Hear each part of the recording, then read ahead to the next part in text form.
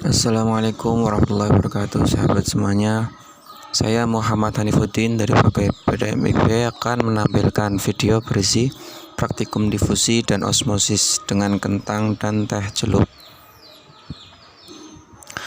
Sebelum dimulai, ada bahan dan alat yang perlu disiapkan, yaitu 1. Gelas cup 4 buah, 2. 200 ml air bening sebanyak 3 gelas, 3. Kentang yang sudah diiris 4, 2 buah teh celup yang masih baru, 5. 200 ml air panas 1 gelas, 5. Timer DHP, 6. Garam 3 sendok makan, 7. Potongan kertas bertuliskan air netral, air garam, air panas, dan air dingin. Mari kita mulai. Langkah pertama, letakkan 2 buah gelas di atas meja.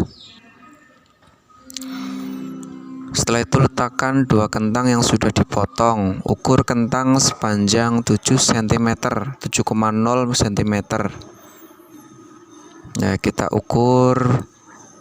Ya, terlihat bahwa kentang itu sudah 7 cm.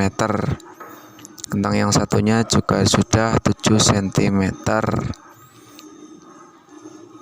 Kenapa kita harus ukur? Karena nanti akan terjadi perubahan sebelum dan sesudah praktikum ini. Jadi harus kita ukur ketelitiannya. Selanjutnya taruhlah kertas air netral dan air garam di depan gelas.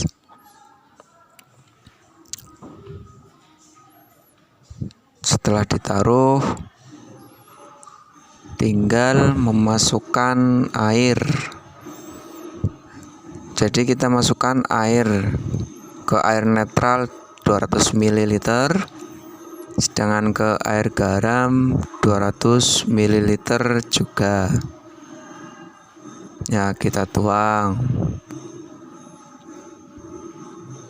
Setelah dituang, maka kita tinggal melanjutkan langkah selanjutnya, yaitu masukkan 3 sendok makan garam, lalu aduk sampai tercampur dengan rata.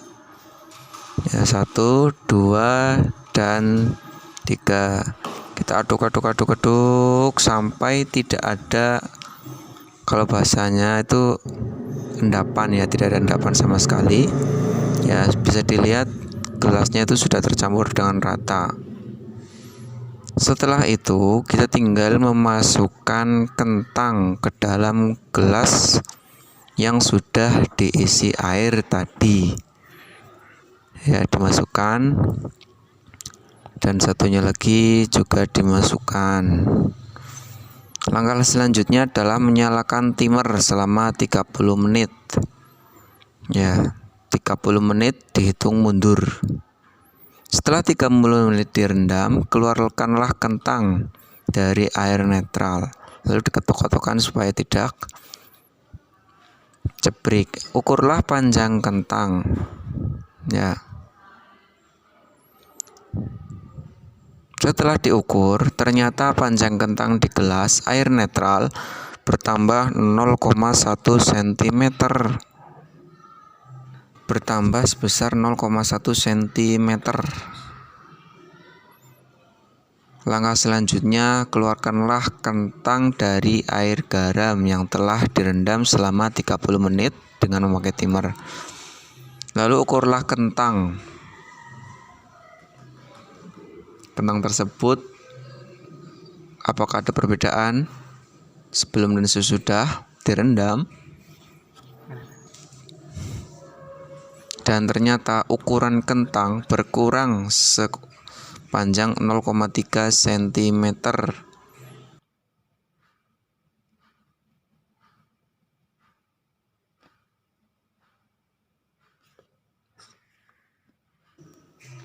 Setelah itu bandingkanlah kelenturan kentang di air netral dan air garam. Sedangkan kentang di air garam sangat lentur dan mudah ditekuk. Ya, bisa dilihat perbedaannya. Yang satunya yang di air netral itu tetap seperti semula, malah tambah keras. Sedangkan yang telah direndam air garam itu sudah lembek. Bisa disimpulkan bahwa osmosis merupakan perpindahan zat dari daerah yang memiliki konsentrasi rendah atau hipotonik ke daerah yang memiliki konsentrasi tinggi atau hipertonik melalui membran semi-permeabel. Itulah maka kesimpulannya, pada gelas 1 air netral, kentang mengalami penambahan ukuran dan sedikit mengeras dikarenakan kentang yang hipertonis dibandingkan dengan air, sehingga air yang ada di sekitar kentang berpindah ke sel-sel kentang, menyebabkan sel menjadi keras dan membesar atau turgid. Pada gelas 2 larutan garam, kentang menjadi lembek dan terjadi pengurangan ukuran. Ini disebabkan karena kentang yang hipotonis terhadap larutan garam, sehingga air yang ada pada kentang keluar dari sel-sel kentang yang menyebabkan kentang menjadi lembek dan mengalami pengurangan ukuran. Kesimpulannya, setelah beberapa pengamatan dan diskusi, kami simpulkan bahwa 1. Terjadi penambahan ukuran mengembang pada objek kentang dikarenakan keadaan media yang hipotonis terhadap objek kentang. 2. Terjadi pengurangan ukuran menyusut pada objek kentang dikarenakan keadaan media yang hipertonis terhadap objek kentang. 3. Media yang hipotonis terhadap kentang adalah media gelas 1 atau air netral. 4. Media yang hipertonis terhadap kentang adalah media gelas 2 atau air garam.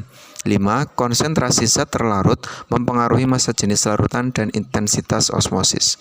Selanjutnya adalah praktek difusi. Langkah pertama, siapkan 2 gelas di atas meja. Letakkan kertas tulisan air panas dan air dingin di depan gelas yang telah disiapkan. Tuang air panas dan air dingin ke dalam gelas. Jadi air ini saya merebusnya terlebih dahulu sampai benar-benar mendidih. Sedangkan air dinginnya saya ambil dari keran. Ya, dituangkan. Ini sebanyak 200 ml. Lalu masukkan teh celup yang masih baru ke dalam gelas. Kenapa masih baru? Karena beda masih baru dengan yang sudah kadaluarsa. Kalau masih baru itu sangat-sangat cepat menyebar. Selanjutnya nyalakan stopwatch dan biarkan sampai 10 menit. Jadi teh ini direndam selama 10 menit. Ya. Setelah berjalan 10 menit, maka kita perhatikan lama-kelamaan ada perubahan yang terjadi pada air. Pada air panas, ternyata yang tadinya bening sekarang berubah menjadi coklat tua. Sedangkan pada air dingin, yang tadinya bening berubah menjadi coklat muda. Setelah 10 menit akan terjadi perubahan warna air di dalam gelas. Ya.